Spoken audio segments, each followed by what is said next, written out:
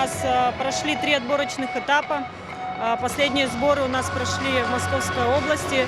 В принципе, весь последний год мы там и тренировались, готовились активно. Последний год до этого у нас тоже были выездные сборы и соревнования. Это спартакиада школьников. Мы заняли 3-е место на 2-м этапе. Ну, по готовности команда, конечно, сейчас, можно сказать, пока на пике. Надеюсь, мы эту форму до конца соревнований сохраним и покажем хороший результат. Ну, как минимум, мы планируем все-таки попасть в 3-ку. Команды все равны. Команды все, ну, женский баскетбол, вы знаете, он довольно-таки непредсказуемый психологически.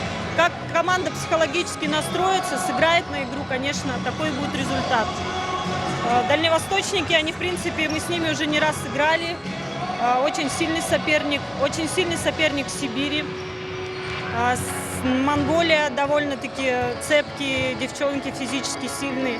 Но надеемся, что сегодня мы одержим победу. Завтра у нас будет очень сложный день. Завтра мы играем сразу с Сибирью. На данный момент они лидерами являются. 2-я победа у них уже сегодня. Поэтому будем надеяться, что все-таки мы покажем хороший результат.